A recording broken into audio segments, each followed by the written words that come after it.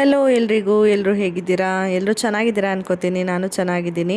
ಬನ್ನಿ ಇವತ್ತಿನ ವ್ಲಾಗ್ನ ಸ್ಟಾರ್ಟ್ ಮಾಡೋಣ. ಇವತ್ತಿನ ವ್ಲಾಗ್ ಬಂದು ಲಾಸ್ಟ್ ವ್ಲಾಗ್ ಕಂಟಿನ್ಯೂಯೇಷನ್ ಆಗಿರುತ್ತೆ. ನಾನು ಟ್ರಾವೆಲಿಂಗ್ ವ್ಲಾಗ್ಸ್ನ ಹಾಕ್ತಾಯಿದ್ದೆ. ಇದೊಂದು ಲಾಸ್ಟ್ ಟ್ರಾವೆಲಿಂಗ್ ವ್ಲಾಗ್ ಆಗಿರುತ್ತೆ. ಅದಾದಮೇಲೆ ನಾರ್ಮಲ್ ಡೈಲಿ ವ್ಲಾಗ್ಸ್ ಬರುತ್ತೆ. ಯಾಕೆಂದರೆ ನಾವು ಜಾಸ್ತಿ ದಿನದ ಟ್ರಿಪ್ ಪ್ಲ್ಯಾನ್ ಮಾಡಿದ್ರಿಂದ 3 ವ್ಲಾಗ್ ಬಂದಿದೆ ಅಷ್ಟೇ. ಕೆಲವು ಸರಿ ಕೆಲವೊಬ್ಬರಿಗೆ ಟ್ರಾವೆಲಿಂಗ್ ವ್ಲಾಗ್ ಅಷ್ಟು ಇಂಟ್ರೆಸ್ಟಿಂಗ್ ಅನಿಸಲ್ಲ, ನಾರ್ಮಲ್ ಡೈಲಿ ವ್ಲಾಗ್ಸ್ ಆದರೆ ಇಂಟ್ರೆಸ್ಟ್ ಅನಿಸುತ್ತೆ, ಅದಕ್ಕೆ ಹೇಳ್ತಾ ಇದ್ದೀನಿ. ಇವಾಗ ನಾವು ಧರ್ಮಸ್ಥಳದಿಂದ ಕುಕ್ಕೆ ಸುಬ್ರಹ್ಮಣ್ಯಕ್ಕೆ ರೀಚ್ ಆಗಿದ್ದ ತನಕ ಲಾಸ್ಟ್ ವ್ಲಾಗಲ್ಲೇ ತೋರಿಸಿದ್ದೆ. ಈಗ ಫ್ರೆಶ್ ಅಪ್ ಆಗಿ ದರ್ಶನ ಮಾಡೋಣ ದೇವ್ರದ್ದು ಅಂತ ಹೇಳ್ಬಿಟ್ಟು ಹೊರಟಿದ್ವಿ. ನಾವು ಅನಗದಲ್ಲಿ ರೂಮ್ನ ಮುಂಚೆನೇ ಆನ್ಲೈನಲ್ಲಿ ಬುಕ್ ಮಾಡಿದ್ವಿ. ಅದ್ರ ಎದುರುಗಡೆನೇ ಮೂಲ ದೇವರು ಆದಿಶೇಷ ದೇವಸ್ಥಾನ ಇತ್ತು. ಬಟ್ ಅದು ಟೈಮು ಮೀರೋಗಿತ್ತು ಅಂತ ಹೇಳ್ಬಿಟ್ಟು ಕ್ಲೋಸ್ ಮಾಡಿಬಿಟ್ಟಿದ್ರು. ಅದಕ್ಕೆ ನಾವು ಯೂಶ್ವಲಿ ಎಲ್ಲರೂ ನಾವೇನು ಹೋಗ್ತೀವಿ ಕುಕ್ಕೆ ಸುಬ್ರಹ್ಮಣ್ಯ ದೇವರು ಆ್ಯಕ್ಚುಲಿ ಇಲ್ಲಿ ಮೂಲಸ್ಥಾನ ಆದರೂ ತುಂಬ ಫೇಮಸ್, ತುಂಬ ಜನಕ್ಕೆ ಫೆಮಿಲಿಯರ್ ಆಗಿರೋದು ಕುಕ್ಕೆ ಸುಬ್ರಹ್ಮಣ್ಯೇಶ್ವರ ದೇವರು. ಅಂದರೆ ಒಂದು ಇಮ್ಯಾಜಿನೇಷನಲ್ಲಿ ಬರೋದು ಅಲ್ಲಿ ದೇವಸ್ಥಾನ ಅಲ್ವಾ ಮೇಯ್ನಾಗಿ. ಸೊ ಅಲ್ಲಿಗೆ ಇವಾಗ ಹೋಗ್ತಾ ಇದ್ದೀವಿ. ನಮಗೂ ಸ್ಟಾರ್ಟಿಂಗಲ್ಲಿ ಗೊತ್ತಿರಲಿಲ್ಲ, ನಿಜ ಹೇಳಬೇಕು ಅಂದರೆ ಅದನ್ನೇ ಮೇಯ್ನ್ ಅಂದ್ಕೊಂಡ್ಬಿಟ್ಟಿದ್ವಿ, ಇದು ಗೊತ್ತೇ ಇರಲಿಲ್ಲ. ಆಮೇಲೆ ನಮಗೂ ಗೊತ್ತಾಗಿದ್ದು ಇಲ್ಲೇ ಮೂಲಸ್ಥಾನ ಅಂತ ಹೇಳ್ಬಿಟ್ಟು. ಸೊ ಇವಾಗ ಅಲ್ಲಿ ಓಪನ್ ಇರುತ್ತೆ ಅಂತ ಗೊತ್ತಾಯ್ತಲ್ವ, ಅದಕ್ಕೇ ಕಾರಲ್ಲೇ ಹೋಗ್ತಾಯಿದ್ದೀವಿ. ವಾಕೇಬಲ್ ಡಿಸ್ಟೆನ್ಸ್ ಅನಿಸಿದ್ರು ಪಾಪು ಕರ್ಕೊಂಡು ಅಲ್ಲೆಲ್ಲ ನಡ್ಸ್ಕೊಂಡು ಕರ್ಕೊಂಡು ಹೋಗೋಕ್ಕೆ ರಿಸ್ಕ್ ಆಗುತ್ತೆ ನಮಗೆ ಅಂತ ಹೇಳ್ಬಿಟ್ಟು ನಾವು ಕಾರಲ್ಲೇ ಹೋಗ್ತಾ ಇದ್ದೀವಿ. ನಾರ್ಮಲಾಗಿ ಮಕ್ಕಳೆಲ್ಲ ನಡೀತಾರೆ ಅವರೇ ಅಂತಂದರೆ ಕರ್ಕೊಂಡು ಹೋಗ್ಬೋದು, ನಮಗೊಂದು ವಾಕ್ ಆಗುತ್ತೆ. ಬಟ್ ಆಲ್ರೆಡಿ ನಾವು ಟ್ರಿಪ್ಪು ಧರ್ಮಸ್ಥಳದಲ್ಲಿ ಮತ್ತು ಬರಬೇಕಾದ್ರೆ ಅಷ್ಟೊಂದು ದೇವಸ್ಥಾನಗಳಲ್ಲೆಲ್ಲ ಓಡಾಡಿ ಸ್ಟ್ರೈನ್ ಆಗ್ತಿತ್ತು. ಕೂಲಾಗೆ ಟ್ರಿಪ್ನ ತೊಗೊಂಡೋಗ್ತಿದ್ರು, ಎಷ್ಟು ಸ್ಟ್ರೈನ್ ಆಗ್ತಿದೆ ನೋಡಿ ಅಲ್ವಾ. ಅದಕ್ಕೆ ರಿಸ್ಕ್ ತೊಗೊಳ್ಳೋದು ಬೇಡ ಅಂತ ಹೇಳ್ಬಿಟ್ಟು ಕಾರಲ್ಲೇ ಬಂದ್ವಿ. ಇವಾಗ ಹೋಗಿ ದರ್ಶನ ಮಾಡಬೇಕು, ಮತ್ತು ಸ್ವಲ್ಪ ಇನ್ಫಾರ್ಮೇಷನ್ ಸೆಂಟ್ರಿಗೆ ಹೋಗಿ ಇನ್ಫಾರ್ಮೇಷನ್ ಕೂಡ ಪಡ್ಕೋಬೇಕು. ಯಾಕೆಂದರೆ ನಾವು ಮುಂಚೆ ಸರ್ಪ ಸಂಸ್ಕಾರ ಮತ್ತು ನಾಗಪ್ರತಿಷ್ಠೆ ಮಾಡಿಸಿದಾಗ ನಮಗೊಂದು ಹರಕೆ ಚೀಟಿ ಕೊಟ್ಟಿರ್ತಾರೆ. ನಮ್ಮ ಸಂಕಲ್ಪ ಏನಿದೆ ಅದು ಈಡೇರಿದ ಮೇಲೆ ಬಂದು ಅದು ಹರಕೆನ ತೀರಿಸ್ಬೇಕು ಅಂತ ಹೇಳ್ಬಿಟ್ಟು. ಅದು ಲಾಸ್ಟ್ ಟೈಮು ಕಾರಣಾಂತರಗಳಿಂದ ತೀರ್ಸೋಕ್ಕಾಗಿರಲಿಲ್ಲ, ಬಂದಿದ್ವಿ ಅದಕ್ಕೆ ಅಂತಲೇ. ಬಟ್ ಇವಾಗಾದರೂ ನೋಡೋಣ ಅಂತ ಹೋಗ್ತಾ ಇದ್ದೀವಿ. ಟೈಮಿಂಗ್ಸು ಎಷ್ಟು ಹೊತ್ತು ಇರಬೇಕಾಗುತ್ತೆ ನಾವು ಅದೆಲ್ಲ ತೀರಿಸ್ಬೇಕು ಅಂತಂದರೆ ಅಂತ ಕೇಳೋದಕ್ಕೆ ಹೋಗ್ತಾ ಇದ್ದೀವಿ. ನೋಡೋಣ ಏನು ಹೇಳ್ತಾರೆ ಅಂತ. ಯಾಕೆ ನಾವು ಅದು ಮುಂಚೆನೇ ಕೇಳ್ಕೊತಾ ಇದ್ದೀವಿ ಅಂದರೆ, ನಾವು ಹಿಂದಿನ ದಿನ ಧರ್ಮಸ್ಥಳದಲ್ಲಿ ನೈಟ್ ಏನು ಮಾಡಿದ್ವಿ, ಬೇರೆ ಕಡೆ ಟ್ರಿಪ್ನ ಪ್ಲ್ಯಾನ್ ಮಾಡಿಬಿಟ್ವಿ. ಅಂದರೆ ಬಸ್ ಕೂಡ ಬುಕ್ ಮಾಡಿಬಿಟ್ವಿ ಹೋಗೋದಕ್ಕೆ ಬರೋದಕ್ಕೆ ಎಲ್ಲನೂ. ಅದಕ್ಕೇ ಬೇಗ ಹೊರಡಬೇಕಿತ್ತು ನಾಳೆ ಬೆಳಗ್ಗೆ. ಲೇಟ್ ಆದರೆ ನಮಗೆ ಬಸ್ ಕ್ಯಾಚ್ ಮಾಡೋದಕ್ಕೆ ಬ್ಯಾಂಗ್ಳೂರಿಗೆ ಹೋಗಿ ಸ್ವಲ್ಪ ಆಗಲ್ಲ ಅಂತ ಅನ್ನಿಸ್ತು. ಅದಕ್ಕೇ ಕೇಳ್ಕೊಂಡ್ವಿ. ಅಲ್ಲಿ 1 ಗಂಟೆ ತನಕ ಆಗುತ್ತೆ ಅಂದರು. ಸರಿ, 1 ಗಂಟೆ ಮೇಲೆ ಹೊರಟ್ರೆ ನಮಗೆ ಬಸ್ ಕ್ಯಾಚ್ ಮಾಡೋಕ್ಕಾಗಲ್ಲ. ನಾವು ಕುಕ್ಕೆ ಸುಬ್ರಹ್ಮಣ್ಯದಿಂದ ಮದ್ದೂರಿಗೆ ಹೋಗಿ ಅಲ್ಲಿಂದ ಬ್ಯಾಂಗ್ಳೂರಿಗೆ ಹೋಗಿ ಕ್ಯಾಚ್ ಮಾಡಬೇಕು ಅಂದರೆ ಅದು ಕಷ್ಟ ಅಂತ ಅಂದ್ಬಿಟ್ಟು ನಾವು ಸರಿ ನೆಕ್ಸ್ಟ್ ಇನ್ನೊಂದು 3 ಮಂತ್ಸ್ ಗ್ಯಾಪ್ ಬಿಟ್ಕೊಂಡು ಮತ್ತೆ ಬರೋಣ, ಆವಾಗ ಇದನ್ನು ತೀರ್ಸೋಣ ಅಂತ ಹೇಳ್ಬಿಟ್ಟು ಪೋಸ್ಟ್ಪೋನ್ ಮಾಡಿದ್ವಿ. ಏನು ಮಾಡೋಕ್ಕಾಗಲ್ಲ, ಇನ್ನೊಂದು ದೇವ್ರ ದರ್ಶನಕ್ಕೆ ಹೋಗ್ತಿದ್ದಿದ್ದು ಅಲ್ವಾ. ಅದಕ್ಕೇ ನನಗೆ ಸ್ವಲ್ಪ ಸಮಾಧಾನ ಅನಿಸ್ತು, ಇರಲಿ ಬರೋಣ ಮತ್ತೆ ಅಂತ ಅಂದ್ಬಿಟ್ಟು. ಇವಾಗ ದರ್ಶನ ಎಲ್ಲ ಆಯಿತು. ಪಲ್ಲಕ್ಕಿ ಉತ್ಸವ ಮತ್ತು ಆನೆ ಎಲ್ಲ ಮೆರವಣಿಗೆ ಒಂದು ರೌಂಡ್ ಬರುತ್ತಲ್ಲ, ಅದನ್ನೆಲ್ಲ ನೋಡ್ತಾಯಿದ್ವಿ. ಇದನ್ನೆಲ್ಲ ನೋಡ್ತಾಯಿದ್ರೆ ನನಗೆ ಮುಂಚೆ ಬಂದಿದ್ವಲ್ವ, ಮಗು ಆಗೋದಕ್ಕಿಂತ ಮುಂಚೆ ಅದೆಲ್ಲ ನೆನಪಾಗ್ತಾಯಿತ್ತು. ಅದು ವೀಡಿಯೋಸ್ ಎಲ್ಲ ಮಾಡಿ ಹಾಕಿದ್ದೀನಲ್ವ, ಅದೆಲ್ಲ ನನಗೆ ರೀಕಾಲ್ ಆಗ್ತಾಯಿತ್ತು. ಮತ್ತು ನಾನು ಇವತ್ತು ಯುಗಾದಿ ಹಬ್ಬ ಆಗಿರೋದ್ರಿಂದ ಸ್ಯಾರಿನೇ ಮತ್ತೆ ವೇರ್ ಮಾಡಿದೆ. ಡ್ರೆಸ್ ವೇರ್ ಮಾಡೋದು ಬೇಡ, ಯಾಕೆಂದರೆ ಹಬ್ಬ ಅಲ್ವಾ. ಇಲ್ಲೂ ಇವಾಗ ಫ್ರೆಶ್ಶಾಗಿ ಬಂದು ದೇವ್ರ ದರ್ಶನ ಮಾಡಿದ್ರೆ ಚೆನ್ನಾಗಿರುತ್ತೆ ಅಂದ್ಬಿಟ್ಟು ಡ್ರೆಸ್ ಬೇಕಾದರೆ ಬೆಳಗ್ಗೆ ಹಾಕ್ಕೊಳ್ಳೋಣ ಅಂತ. ಆಮೇಲೆ ಸೀರೆ ಉಟ್ಕೊಂಡ್ಮೇಲೆ ಹೂವು ಮುಡ್ಕೋಬೇಕು ಅನಿಸ್ತು. ಅಲ್ಲೆಲ್ಲೂ ಸಿಗ್ತಿರ್ಲಿಲ್ಲ. ಅದು ಅಂದ್ಕೊಂಡೆ ಮನಸ್ಸಲ್ಲಿ, ದೇವರೇ ಹೂ ಮುಡ್ಕೊಂಡಿದ್ದಿದ್ರೆ ಚೆನ್ನಾಗಿರ್ತಿತ್ತು ಅಂತ ಹೇಳ್ಬಿಟ್ಟು. ಅದಲ್ಲದೆ ಇವಳು ಕ್ಯೂನಲ್ಲಿ ತುಂಬ ಅಳ್ತಾಯಿದ್ಲು, ಹೊಟ್ಟೆ ಹಶ್ವಾಗ್ತಾಯಿದೆ ನನಗೆ ಅಂತ ಹೇಳ್ಬಿಟ್ಟು ರಸ್ಕ್ ಕೊಡು ಅಂತ. ನಾನು ಕ್ಯಾರಿ ಮಾಡಿರಲಿಲ್ಲ. ನೀರು ಕುಡಿ ಅದು ಇದು ಏನೇನೋ ಹೇಳ್ಬಿಟ್ಟು ಸಮಾಧಾನ ಮಾಡಿದ್ರೂ ಸಮಾಧಾನನೇ ಆಗ್ತಿರಲಿಲ್ಲ. ಇಮಿಡಿಯೇಟ್ ದರ್ಶನ ಮುಗಿಸ್ಕೊಂಡು ಹೊರಗಡೆಗೆ ಬಂದಾಗ ಅಲ್ಲಿ ಏನು ತೇರೆಲ್ಲ ಎಳ್ದಿದ್ರು, ಅದರಲ್ಲಿ ಹೂವೆಲ್ಲ ಇತ್ತಲ್ಲ, ಅದನ್ನು ಕೊಡ್ತಾಯಿದ್ರು. ನಾನು ಹೋಗೋಣ ಕಾರಿಗೆ ಈಸ್ಕೊಳ್ಳೋಣ, ಚೆಂಡು ಹೂವಿಂದು ಅದೆಲ್ಲ ಇತ್ತು, ಈಸ್ಕೊಳ್ಳೋಣ ಅಂತ ಹೇಳಿ ಹೋಗಿದ್ದು. ಬಟ್ ನನಗೆ ಅವರು ಮುಡ್ಕೊಳ್ಳೋದಕ್ಕೂ ಹೂ ಕೊಟ್ಟರು, ಚೆಂಡು ಹೂ ಕೊಟ್ಟರು, ಆಮೇಲೆ ಬಾಳೆಹಣ್ಣು ಕೊಟ್ಟರು ಅದ್ರ ಜೊತೆಗೆ. ನನಗೆ ತುಂಬಾ ಖುಷಿಯಾಯಿತು. ಒಂಥರ ಮನಸ್ಸಿಂದ ದೇವ್ರು ಹರಿಸ್ಬಿಟ್ನೇನೋ, ನಿಜವಾಗ್ಲೂ ನನ್ನ ಕಂಡ್ರೆ ಇಷ್ಟ ಇರ್ಬೋದು ದೇವರಿಗೆ ಅಂತ ಅನ್ನಿಸ್ತು. ನನ್ನ ಮಗಳ ಮೇಲೆ ಇದೆ ಆಶೀರ್ವಾದ ದೇವ್ರದ್ದು. ಯಾಕೆಂದರೆ ಇಲ್ಲಿ ಬಂದು ಪೂಜೆ ಮಾಡಿಸಿದ ಮೇಲೆ ಅವಳ ಪ್ರೆಗ್ನೆನ್ಸಿ ಕನ್ಫರ್ಮ್ ಆಗಿದ್ದರಿಂದ ಏನೋ ಒಂಥರ ಕನೆಕ್ಷನ್ ಅಂತ ಅನಿಸ್ತಾ ಇತ್ತು ನನಗೆ. ತುಂಬ ಖುಷಿಯಾಗೋಯ್ತು ನನಗೆ, ಒಂಥರ ಪವಾಡ ಥರ ಅನಿಸ್ಬಿಡ್ತು. ಆಮೇಲೆ ಚೆಂಡು ಹೂ ಕೊಟ್ಟಿದ್ರಲ್ಲ, ಚೆಂಡು ಹೂಗಿಂತ ಸಾಮಂತಿಗೆ ಹೂ ಕೊಟ್ಟಿದ್ರು ಚೆನ್ನಾಗಿರ್ತಿತ್ತು ಅಂತ ಅಂದ್ಕೊಂಡೆ. ಆಮೇಲೆ ಈ ಕಡೆ ಬಂದು ಸ್ವಲ್ಪ ನಿಂತಿದ್ವಿ ಅಷ್ಟೇ, ಅದೇನೋ ಅವರೇ ಕರೆದ್ಬಿಟ್ಟು ಸಾಮಂತಿಗೆ ಹೂವು ಕೊಟ್ಟರು. ಅದು ಒಂಥರ ಓಕೆ, ನಾನು ಅಂದ್ಕೊಂಡಿದ್ದೆಲ್ಲ ಸಿಗ್ತಾ ಇದೆ ಅಂತ ಅನಿಸ್ತು. ಟಚ್ ವುಡ್ ಹಂಗೇ ಇರಲಿ. ಒಂಥರ ಏನೋ ಹೇಳ್ಕೋಬೇಕು ಅಂತ ಅನ್ನಿಸ್ತು ಅಲ್ಲಿ ನಡೆದಿದ್ದು ರಿಯಾಲಿಟಿ. ಅದಕ್ಕೇ ನಾನು ನಿಮ್ಮ ಹತ್ರ ಶೇರ್ ಮಾಡಿಕೊಂಡೆ ಅಷ್ಟೇ. ಅದಾದಮೇಲೆ ಹೊರಗಡೆ ಬಂದ್ವಿ. ಟಾಯ್ಸ್ ಎಲ್ಲ ಬೇಕಾದಷ್ಟು ತೊಗೊಂಡಿದ್ದಾಳೆ ಈ ಸರಿ ಅಂತೂ. ನಾನು ಒಂದು ಕೊಡಿಸ್ಬಾರ್ದು, ಮನೇಲಿರೋದೇ ಆಡಲಿ, ಅದನ್ನೇ ಮುರಿದಾಕ್ಲಿ ಅಂತ ಅಂದ್ಕೊಂಡಿದ್ರೆ ಅಪ್ಪನ ಮಗಳು ಅವ್ರ ಅಪ್ಪ ಅವಳು ಅದು ಅಂತ ದೂರದಿಂದ ತೋರಿಸೋದು, ಹತ್ರಕ್ಕೆ ಹೋಗೋಳಿಗೆ ಬೇಕಾಗಿರೋದೆಲ್ಲ ಎತ್ಕೊಳ್ಳೋದು, ಆಮೇಲೆ ತೊಗೊಂಡು ಆಟ ಆಡೋದು. ಹೀಗೆ ಮಾಡಿದ್ಲು. ಧರ್ಮಸ್ಥಳದಲ್ಲಿ, ಸೌತಡ್ಕದಲ್ಲಿ, ಇಲ್ಲಿ ಎಲ್ಲ ಆಲ್ಮೋಸ್ಟ್ ಒಂದಷ್ಟು ಮಾಡ್ಕೊಂಡಿದ್ದಾಳೆ. ಇಲ್ಲಿಂದ ಮನೆಗೆ ಹೋಗೋವರೆಗೂ ಆಡ್ತಾಳೆ, ಕಾರಲ್ಲೆಲ್ಲ ಆಡ್ತಾಳೆ. ಮನೆಗೆ ಹೋಗಿ 1-2 ದಿನ ಆಡ್ತಾಳೆ, ಅದಾದಮೇಲೆ ಮರ್ತು ಬಿಡ್ತಾಳೆ. ನಾನು ಅಲ್ಲಿ ಇಲ್ಲಿ ಬಿಸಾಡ್ತಿರ್ತಾಳಲ್ಲ, ಅದನ್ನೆಲ್ಲ ತೆಗೆದು ಒಂದು ಕಡೆ ಡಂಪ್ ಮಾಡಿಬಿಡ್ತೀನಿ ನಾನೇ ತೊಗೊಂಡೋಗಿ. ಆಮೇಲೆ ಅವಳು ಪಾತ್ರೆ ಸಾಮಾನು ತೊಗೊಂಡು ಆಟ ಆಡ್ತಾಳೆ. ನಾನು ಯಾವಾಗಾದರೂ ಅಪರೂಪಕ್ಕೆ ಫ್ರೀಯಾಗಿದ್ದಾಗ ನಾನು ಕೂರಿಸ್ಕೊಂಡು ಆಟ ಆಡಿಸಿದ್ರೆ ಆಟ ಸಾಮಾನೆಲ್ಲ ತೊಗೊಂಡು ಆಟ ಆಡ್ದಂಗೆ. ಇಲ್ಲಾಂದರೆ ಮಕ್ಕಳು ಬರಬೇಕು. ಹರ್ಷಿಕ್ ದೀಪ್ತಿ ಬಂದರೆ ಅವರು ಅಪರೂಪಕ್ಕೆ ಬರ್ತಾರೆ, ಯಾಕೆಂದರೆ ಇವಳೆ ಅಲ್ಲಿಗೆ ಹೋಗ್ತಿರ್ತಾಳಲ್ಲ. ಅದಕ್ಕೆ ಅವ್ರು ಅಪರೂಪಕ್ಕೆ ಬಂದಾಗ ಅವರೆಲ್ಲ ಕೆಳಗಡೆ ಚೆಲ್ಲಿ 3 ಜನನೂ ಸೇರ್ಕೊಂಡು ಆಟ ಆಡಿದ್ರೆ ಎಲ್ಲ ಟಾಯ್ಸು ಯೂಸ್ ಮಾಡ್ತಾರೆ. ಇಲ್ಲಾಂದರೆ ಅದು ಮೂಲೆಯಲ್ಲೇ ಬಿದ್ದಿರುತ್ತೆ, ಹಾಗೆ ಆಗೋದು. ಆಲ್ಮೋಸ್ಟ್ ಎಷ್ಟೊಂದು ಮುರಿದು ಹಾಕ್ಬಿಡ್ತಾಳೆ ಅವಳು ಮನೆಗೆ ಹೋಗೋಷ್ಟರಲ್ಲಿ. ಮತ್ತು ಮನೆಗೆ ಹೋಗಿ 1-2 ದಿನಕ್ಕೇ ಹಾಗಾಗುತ್ತೆ. ನನಗೆ ಬೆಳಗ್ಗೆ ವೇರ್ ಮಾಡಿದ್ದಕ್ಕಿಂತ ಸ್ಯಾರಿ ಇವಾಗ ಉಟ್ಕೊಂಡಿರೋದೇ ಒಂಥರ ಕಂಫರ್ಟೇಬಲ್ ಅನಿಸ್ತಾಯಿತ್ತು. ಮತ್ತು ಬಿಸಿಲಿರಲಿಲ್ವಲ್ಲ, ಒಂಥರ ಕೂಲಾಗಿ ಅನ್ನಿಸ್ತಾಯಿತ್ತು. ಮೇಕಪ್ ಕೂಡ ಒಂದು ಸ್ವಲ್ಪನೂ ಹಾಳಾಗಿಲ್ಲ ಅನ್ನೋ ಥರ ಫೀಲ್ ಆಗ್ತಾಯಿತ್ತು. ಬೆಳಗ್ಗೆ ಎಲ್ಲ ಫುಲ್ಲು ಸೆಕೆನಲ್ಲಿ ಓಡಾಡಿ ಅದು ಅಷ್ಟು ಫೀಲ್ ಇರಲಿಲ್ಲ ನನಗೆ. ಇವಾಗ ಫ್ರೆಶ್ನೆಸ್ ಅಂತ ಅನ್ನಿಸ್ತಾ ಇತ್ತು. ಆ್ಯಂಡ್ ಇಲ್ಲಿ ನೋಡ್ಬೋದು ಹೂ ಮುಡ್ಕೊಂಡಿರೋದು ಕಾಣಿಸ್ತಾ ಇದೆ. ಕಾಕಡ ಹೂವು ಮುಡ್ಕೊಳ್ಳೋದಕ್ಕೆ ಅಂತಲೇ ನನಗೆ ಕೊಟ್ಟರೇನೋ ನಾನು ಕೇಳಿದ್ದಕ್ಕೆ ದೇವ್ರ ಹತ್ರ ಅಂತ ಅನಿಸ್ತು. ಅದು ನೋಡ್ತಾ ಇದ್ದರೆ ನನಗೆ ವಾಯ್ಸ್ ಓವರ್ ಕೊಡಬೇಕಾದ್ರೂ ಒಂಥರ ಫೀಲ್ ಆಗ್ತಾಯಿದೆ. ಇವಾಗ ರೂಮಿಗೆ ಬಂದಿದ್ದೀವಿ. ಹೋಗಿ ರೆಸ್ಟ್ ಮಾಡಿಬಿಟ್ಟು ಬೆಳಗ್ಗೆ ಎದ್ದು ಇನ್ನೊಂದು ದರ್ಶನ ಮಾಡಿಕೊಂಡು ಹೊರಡಬೇಕು ಆದಷ್ಟು ಬೇಗನೆ ಅಂತ ಅಂದ್ಕೊಂಡಿದ್ದೀವಿ. ಬೆಳಗ್ಗೆ ಎದ್ದು ನಾವು ಇಲ್ಲಿ ಏನು ಮೇಯ್ನು ಆದಿಶೇಷ ದೇವಸ್ಥಾನ ಇದೆ, ಅಲ್ಲಿಗೆ ದರ್ಶನಕ್ಕೆ ಹೋಗ್ತಾ ಇದ್ದೀವಿ. ಆಲ್ರೆಡಿ ನೈಟು ದೂರ ಏನಿದೆ ದೇವಸ್ಥಾನ ಇನ್ನೊಂದು, ಅಲ್ಲಿ ನೋಡ್ಕೊಂಡು ಬಂದೆ. ಅಂದರೆ ಈ ದೇವಸ್ಥಾನ ಏನು ನೋಡ್ತಾ ಇದ್ದೀರಾ ಇವಾಗ, ಇದು ಮೇಯ್ನಾಗಿ ಎಲ್ರಿಗೂ ಗೊತ್ತಿರುತ್ತೆ. ಇದೇನು ಆ್ಯಕ್ಚುಲಿ ಇದನ್ನೇ ಕುಕ್ಕೆ ಸುಬ್ರಹ್ಮಣ್ಯೇಶ್ವರ ದೇವಸ್ಥಾನ ಅಂದರೆ ಇದೇ ನೆನಪು ಬರೋದು ನಮಗೂ, ಈ ಗೋಪುರನೇ. ಬಟ್ ನಮಗೂ ಗೊತ್ತಿರಲಿಲ್ಲ, ಆಮೇಲೆ ಗೊತ್ತಾಗಿದ್ದು ನಮಗೆ ಮೂಲ ದೇವರು ಇದೆ, ಅಲ್ಲಿಗೂ ಹೋಗಬೇಕು ಅಂತ ಹೇಳ್ಬಿಟ್ಟು, ಅಲ್ಲಿಗೆ ಫಸ್ಟ್ ಹೋಗಬೇಕು ಅಂತ ಹೇಳ್ಬಿಟ್ಟು.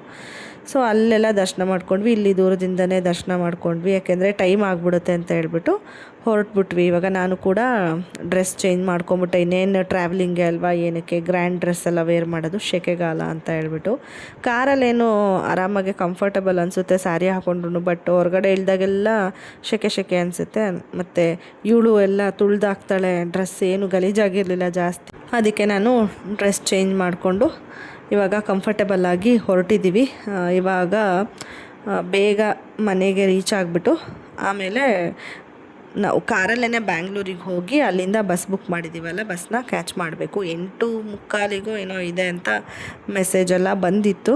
ಬಟ್ ಹೊರಡೋತ್ತಿಗೆ ಎಷ್ಟೊತ್ತಾಗುತ್ತೋ, ಆದರೂ ನಾವು ಬೇಗ ಇದ್ದರೆ ಒಳ್ಳೆಯದು ಅಂತ ಹೇಳ್ಬಿಟ್ಟು ನಾವು ಸ್ವಲ್ಪ ಬೇಗನೆ ಹೊರಟ್ವಿ.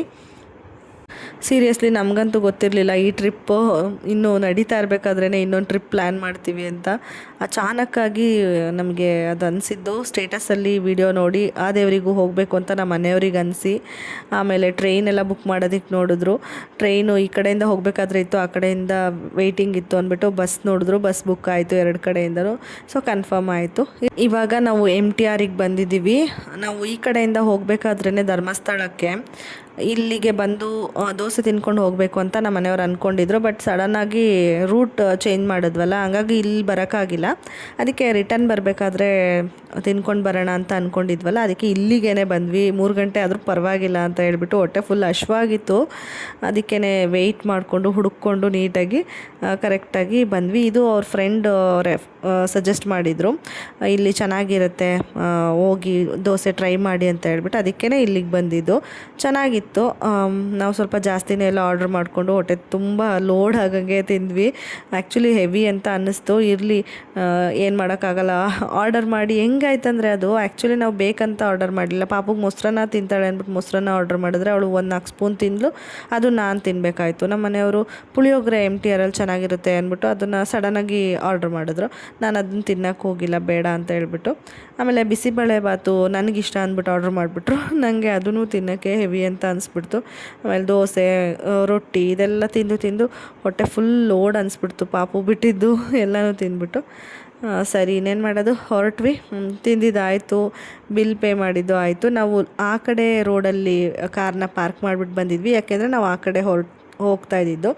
ಮತ್ತು ಯೂ ಟರ್ನ್ ತೊಗೊಂಡು ಈ ಕಡೆಗೆ ಬರ್ಬೋದಿತ್ತು, ಮುಂದೆ ಯೂ ಟರ್ನ್ ಇತ್ತು. ಬಟ್ ಆದರೆ ಮತ್ತೆ ರಿಟರ್ನ್ ಹೋಗಬೇಕಾದ್ರೆ ಯೂ ಟರ್ನ್ ಕಾಣಿಸ್ಲೇ ಇಲ್ಲ ನಮಗೆ ಗೂಗಲ್ ಮ್ಯಾಪಲ್ಲಿ. ಸುಮ್ಮನೆ ಅಷ್ಟೊಂದು ಪೆಟ್ರೋಲ್ ವೇಸ್ಟ್ ಮಾಡಿಕೊಂಡು ಎನರ್ಜಿ ಯಾಕೆ ಹೋಗಬೇಕು, ಇಲ್ಲೇ ಪಾರ್ಕ್ ಮಾಡಿಬಿಟ್ಟು ಮರದ ಕೆಳಗಡೆ ಹೋಗೋಣ ರೋಡ್ ಕ್ರಾಸ್ ಮಾಡಿಕೊಂಡು ಅಂತ ಹೇಳ್ಬಿಟ್ಟು ಹಾಗೆ ಹೋಗಿದ್ವಿ. ಅದಾದಮೇಲೆ ನಾವು ಮನೆಗೆ ಬಂದು ಮೈಲಿಗೆ ಬಟ್ಟೆ ಎಲ್ಲ ಏನಿತ್ತು ಫಸ್ಟ್ ಟ್ರಿಪ್ಪಿಂದು ಅದನ್ನೆಲ್ಲ ಮನೆಯಲ್ಲಿಟ್ಟು ಪ್ರಸಾದ ಎಲ್ಲ ತೆಗೆದಿಟ್ಟು ನಮಗೆ ಬೇಕಾದಷ್ಟು ಬಟ್ಟೆನ ಮತ್ತೆ ಪ್ಯಾಕ್ ಮಾಡಿಕೊಂಡು ಇವಾಗ ಬ್ಯಾಂಗ್ಳೂರು ಕಡೆಗೆ ಹೊರಟಿದ್ದೀವಿ. ಬಸ್ ಟೈಮಿಂಗ್ಸ್ ಕರೆಕ್ಟಾಗಿ ರೀಚ್ ಆಗ್ಬೋದು ಅಂತ. ನಾವು ಮುಂಚೆನೇ ಕಾರಲ್ಲಿ ಬರಬೇಕಾದ್ರೆ ಪ್ಲ್ಯಾನ್ ಮಾಡ್ಕೊಂಡಿದ್ವಿ. ಕೆಂಗೇರಿಗೆ ಹೋಗಿ ಕಾರ್ ಪಾರ್ಕ್ ಮಾಡಿ ಅಲ್ಲಿಂದ ಮೆಟ್ರೋದಲ್ಲಿ ಹೋಗ್ಬಿಟ್ಟು ನಮ್ಮದು ಪಿಕಪ್ ಪಾಯಿಂಟ್ನ ನಾವು ವಿಜಯನಗರಕ್ಕೆ ತೊಗೊಂಡಿದ್ವಿ. ಅಲ್ಲಿಗೆ ಮೆಟ್ರೋ ಆಲ್ಮೋಸ್ಟ್ ಬೇಗನೆ ಹೋಗ್ಬೋದು ಕೆಂಗೇರಿಯಿಂದ ಅಂತ ಹೇಳ್ಬಿಟ್ಟು ಪ್ಲ್ಯಾನ್ ಮಾಡ್ಕೊಂಡಿದ್ವಿ. ಅದ್ರ ಪ್ರಕಾರನೇ ಇವಾಗ ಬ್ಯಾಂಗ್ಳೂರಿಗೆ ಹೊರಟಿದ್ದೀವಿ ನಾವು. ಬ್ಯಾಂಗ್ಳೂರಿಗೆ ತುಂಬ ದಿನ ಆದಮೇಲೆ ಹೋಗ್ತಾಯಿದ್ದೀನಿ ನಾನು. ನೀವೇ ನೋಡಿರ್ತೀರ ವ್ಲಾಗ್ಸಲ್ಲೆಲ್ಲ. ನಾನು ಅಷ್ಟೊಂದು ಬ್ಯಾಂಗ್ಳೂರು ಸೈಡ್ ಹೋಗಲ್ಲ, ಹೋದರೆ ಮೈಸೂರು ಕಡೆ ಜಾಸ್ತಿ ಹೋಗ್ತೀವಿ. ಮೆಟ್ರೋದಲ್ಲಿ ಪಾಪು ಫಸ್ಟ್ ಟೈಮು ಟ್ರಾವೆಲ್ ಮಾಡ್ತಾ ಇರೋದು. ಅವಳಿಗೆ ತುಂಬ ಖುಷಿ ಇತ್ತು, ಎಕ್ಸೈಟ್ಮೆಂಟ್ ಇತ್ತು. ಏನಿದು ಟ್ರೈನ್ ಅಂತ, ಅವಳಿಗೆ ಟ್ರೈನ್ ಪರಿಚಯ ಇದೆ. ಇದು ಸ್ವಲ್ಪ ಅದೇ ಥರ ಅಲ್ವಾ, ಅದೇ ಥರ ಅಂತ ಫೀಲ್ ಮಾಡ್ತಾಯಿದ್ಲು ಅಂತ ಅನ್ಕೋತೀನಿ. ನಾನು ಹೇಳೋದೇ ಮರ್ತಿದ್ದೀನಿ, ನಾವು ಎಲ್ಲಿಗೆ ಇವಾಗ ಹೊರಟಿರೋದು ಅಂತ. ಗಾಣಗಾಪುರ ಅಂತ ಹೇಳ್ಬಿಟ್ಟು ಕಲಬುರ್ಗಿ ಹತ್ರ ಇರೋದು ದತ್ತಾತ್ರೇಯ ಸ್ವಾಮಿ ದೇವಸ್ಥಾನ, ಶ್ರೀ ಕ್ಷೇತ್ರ ದತ್ತಪೀಠ, ಅಲ್ಲಿಗೆ ಹೊರಟಿರೋದು. ನಾವು ಕೂಡ ಫಸ್ಟ್ ಟೈಮು ಹೋಗ್ತಾ ಇರೋದು. ನಮ್ಮ ಅತ್ತೆ ಅವರೆಲ್ಲ ಹೋಗಿದ್ದಾರೆ, ನೋಡ್ಕೊಂಡು ಬಂದಿದ್ದಾರೆ. ಬಟ್ ನಾವು ಇವತ್ತೇ ಫಸ್ಟ್ ಹೋಗ್ತಾ ಇರೋದು. ನನಗೆ ಹೆಸರು ಕೇಳಿದ್ದೆ ಅಷ್ಟೇ, ಬಟ್ ಹೆಂಗಿದೆ ಏನು ಅದೇನು ನನಗೆ ಅಷ್ಟು ಗೊತ್ತಿರಲಿಲ್ಲ. ತುಂಬಾ ಒಳ್ಳೆಯದು, ಸ್ಟ್ರಾಂಗ್ ಪವರ್ಫುಲ್ ದೇವರು ಅಂತ ಹೇಳ್ಬಿಟ್ಟು ಕೇಳಿದ್ದೀನಿ. ನೋಡೋಣ ಹೋಗಿ ಅನ್ನೋದೊಂದು ಮನಸ್ಸಲ್ಲಿ ಇತ್ತು.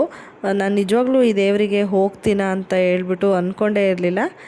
ನೋಡಿ, ನಾವು ಅಂದ್ಕೊಂಡಿರಲ್ಲ, ಅದೇ ಯಾವಾಗಲೂ ಜಾಸ್ತಿ ಲೈಫಲ್ಲಿ ಆಗೋದು ಅನ್ನೋದಕ್ಕಿದೆ ಎಕ್ಸಾಂಪಲ್ಲು. ಯಾಕೆಂದರೆ ನಾನು ಯಾವಾಗಲೂ ಒಂದ್ಸರಿ ಮನೆಯಲ್ಲಿ ಮೀಸಲು ಕಟ್ಟೆಲ್ಲ ಇಡಬೇಕಾದ್ರೆ ನನಗೆ ಈ ದೇವ್ರನ್ನ ಏನು ಪೂಜೆ ಮಾಡ್ತಾರೆ ಅವರು ಒಬ್ಬರು, ಅಂದರೆ ಅವ್ರ ಮನೆ ದೇವರು ಆ ಥರ ಆಗಿರುತ್ತಲ್ವ, ಅವರು ಹೇಳಿದರು ಈ ದೇವರಿಗೂ ಮೀಸಲು ಕಟ್ಟು ಅಂತ ಹೇಳ್ಬಿಟ್ಟು. ನಾನು ಆವಾಗ ಅಂದ್ಕೊಂಡಿದ್ದೆ ಆ ದೇವ್ರಿಗೆ ನಾನು ನಿಜವಾಗ್ಲೂ ಹೋಗ್ತೀನಿ, ಎಲ್ಲೋ ಇದೆ ಹೆಸ್ರು ಕೇಳ್ತಾರದೆ ಫಸ್ಟ್ ಟೈಮು, ಅದ್ರ ಹೆಸ್ರಲ್ಲಿ ಮೀಸಲು ಕಟ್ಟಿ ನಾನು ತೊಗೊಂಡೋಗಿ ಹಾಕೋದು ಯಾವಾಗ ಅಂತ ಅನಿಸ್ತು. ಬಟ್ ಕೊನೆಗೂ ನೋಡಿ ಹಂಗೆ ಅನಿಸಿದ್ರು ನಾನು ಹೋಗೋ ಥರ ಆಗಿದೆ ಇವಾಗ. ಅದಕ್ಕೆ ಹೇಳೋದು, ಏನೇನು ಆಗಬೇಕು ಅನ್ನೋದು ನಮ್ಮ ಕೈಲಿ ಏನೂ ಇರೋಲ್ಲ, ಎಲ್ಲ ದೇವ್ರ ಕೈಲಿರುತ್ತೆ ಅಂತ ಹೇಳ್ಬಿಟ್ಟು. ನಮ್ಗೆ ಇವತ್ತು ಹೊರಡೋ ಅಂಥ ಭಾಗ್ಯ ಬಂದಿದೆ, ಅಂದರೆ ಹೋಗಿ ದರ್ಶನ ಮಾಡೋವಂಥ ಭಾಗ್ಯ ಬಂದಿದೆ ಅಂತಲೇ ಹೇಳ್ಬೋದು. ಈಗ ಮಾರುತಿ ಮಂದಿರ, ವಿಜಯನಗರ ಮಾರುತಿ ಮಂದಿರ ಹತ್ರ ಇದ್ವಿ. ಅಲ್ಲಿ ರೋಡ್ ಸೈಡಲ್ಲಿ ಫಾಸ್ಟ್ ಫುಡ್ ಥರ ಏನೋ ಮಾಡ್ತಿರ್ತಾರಲ್ಲ, ಅಲ್ಲಿ ಇವಳು ನಿಂಬೆಹಣ್ಣು ನೋಡಿಬಿಟ್ಟು ಸೌತೆಕಾಯಿ ಕೊಡಿ ಅಂತಿದ್ಲು. ಅವರು ಸೌತೆಕಾಯಿ ಇತ್ತು ಒಳಗಡೆ, ಕಟ್ ಮಾಡಿ ಪಾಪ ಒಂದು ಪೀಸ್ ಕೊಟ್ಟರು. ಅದನ್ನು ತಿನ್ಕೊಂಡು ಇಲ್ಲಿ ಜ್ಯೂಸ್ ಕುಡಿಯೋಣ ಅಂತ ಬಂದ್ವಿ, ಕೂತಿದ್ವಿ. ಇಲ್ಲಿಂದನೇ ದೇವ್ರು ನೋಡಿ ಮಾರುತಿ ಮಂದಿರ ಕಾಣಿಸ್ತಾ ಇತ್ತು. ಇಲ್ಲಿಗೆ ತುಂಬ ಸರಿ ಬಂದಿದ್ದೆ ನಾನು ಬ್ಯಾಂಗ್ಳೂರಲ್ಲಿ ಇರಬೇಕಾದ್ರೆ. ಅಂದರೆ ಪ್ರಾಜೆಕ್ಟ್ ಎಲ್ಲ ಇಲ್ಲೇ ಮಾಡಿದ್ದು ನಾವು, ಇಂಜಿನಿಯರಿಂಗ್ ಪ್ರಾಜೆಕ್ಟ್ ಇದ್ರು. ಮಾರುತಿ ಮಂದಿರ ಎದುರಿಗೇ ಒಂದು ಕನ್ಸಲ್ಟೆನ್ಸಿ ಇತ್ತು, ಅಲ್ಲಿಗೆ ಬರ್ತಿದ್ವಿ ನಾವು ಯಾವಾಗ್ಲೂ.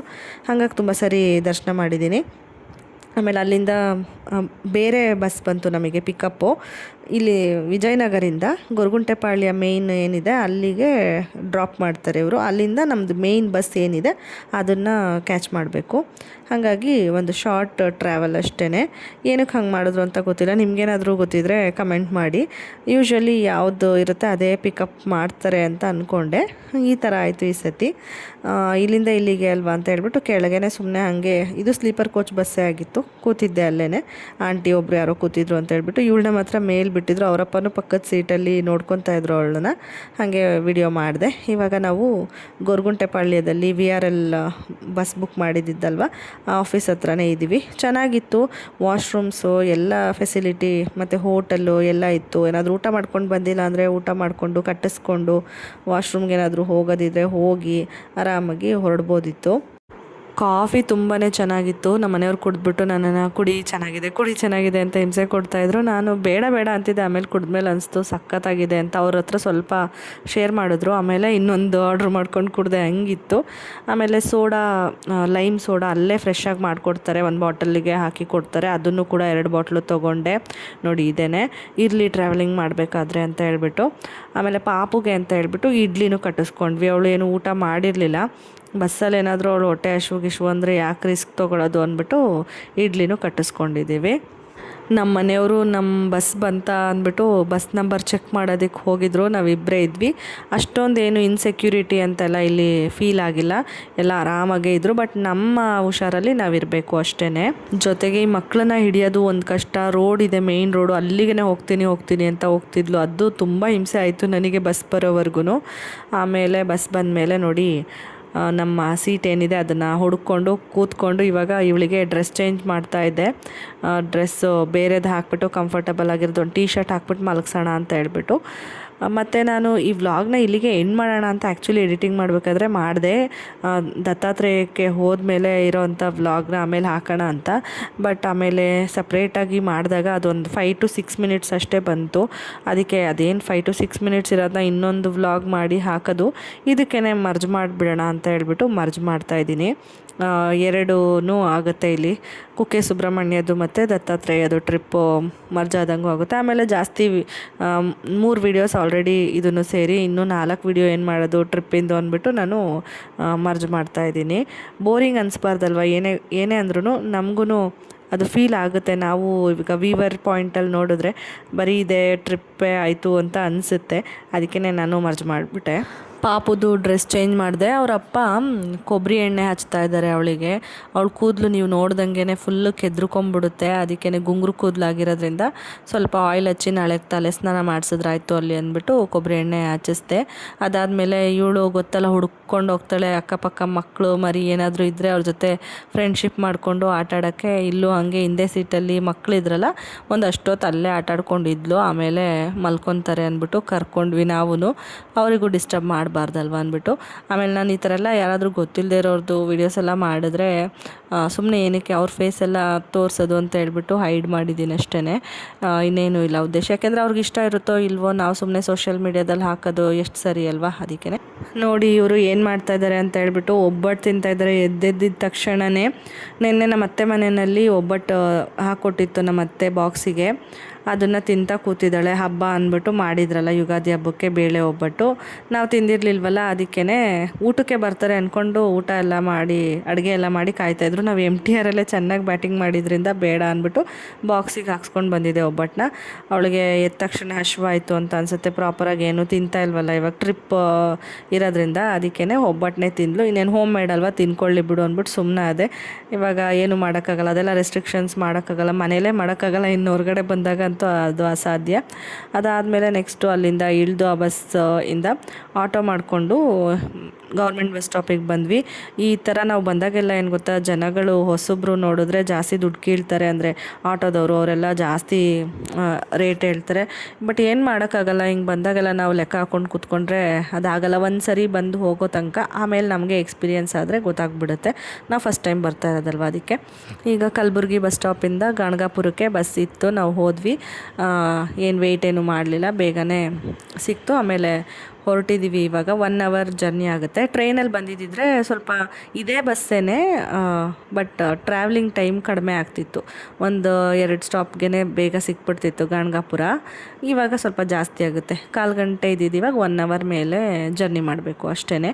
ಹಾಗೆ ನಿಮಗೆ ಈ ದೇವ್ರ ಬಗ್ಗೆ ಗೊತ್ತಾ? ನೀವೇನಾದರೂ ಹೋಗಿದ್ದೀರಾ? ಗೊತ್ತಿದ್ದರೆ ಏನು ಗೊತ್ತಿದೆ ಅದನ್ನು ಕಮೆಂಟ್ ಮಾಡಿ. ಯಾಕೆಂದರೆ ನನಗೆ ಅಷ್ಟೊಂದು ಮಾಹಿತಿ ಇಲ್ಲ. ನಾವು ಹೊಸದಾಗಿ ಹೋಗ್ತಾ ಇರೋದ್ರಿಂದ ಮತ್ತು ಯಾವ ಥರ ಹೋಗಬೇಕು, ಏನೇನು ದೇವಸ್ಥಾನಗಳನ್ನ ನೋಡಬೇಕು ಅದೆಲ್ಲ ನಮ್ಗೆ ಈ ಸರಿ ಅಷ್ಟೊಂದು ಗೊತ್ತಾಗಿಲ್ಲ. ಅದಕ್ಕೇ ಕಮೆಂಟ್ ಮಾಡಿ, ನೆಕ್ಸ್ಟ್ ಹೋದಾಗ ನಮಗೆ ಯೂಸ್ ಆಗುತ್ತೆ. ನಾವು ಯಾರಾದರೂ ಹೋಗಿರೋರ ಜೊತೆ ಫ್ಯಾಮಿಲಿ ಎಲ್ಲ ಸ್ವಲ್ಪ ಜಾಸ್ತಿ ಮೆಂಬರ್ಸ್ ಹೋಗಿದ್ದಿದ್ರೆ ಚೆನ್ನಾಗಿತ್ತು ಅಂತ ಅನಿಸ್ತು. ನೆಕ್ಸ್ಟ್ ಟೈಮ್ ಹಾಗೆ ಮಾಡ್ತೀವಿ, ಫ್ಯಾಮಿಲಿ ಜೊತೆ ಬರ್ತೀವಿ ಅಂದರೆ ಇಲ್ಲಿ ಫೆಮಿಲಿಯರ್ ಇರೋರು ಬಂದು ಹೋಗಿ ಮಾಡಿರೋರ ಜೊತೆ ಬರೋಣ ಅಂತ ಅಂದ್ಕೊಂಡ್ವಿ. ಇವಾಗ ಇವರಿಬ್ಬರು ಇಲ್ಲಿಗೆ ತಕ್ಕಂಥ ಬಟ್ಟೆನ ಹಾಕ್ಕೊಂಡು ರೆಡಿ ಆಗಿಬಿಟ್ಟಿದ್ದಾರೆ. ಅಪ್ಪ ಮಗಳು ಇಬ್ಬರೂ ಇಲ್ಲೇ ಸಿಗುತ್ತೆ ಆ ಥರ ಬಟ್ಟೆ ಎಲ್ಲನೂ. ನಾನು ಶಾಲ್ ತೊಗೊಳ್ಳೋಣ ಅಂದ್ಕೊಂಡು ಅದು ಆಗಲೇ ಇಲ್ಲ, ಕೊನೆಗೆ ಮರ್ತೇ ಬಿಟ್ಟೆ.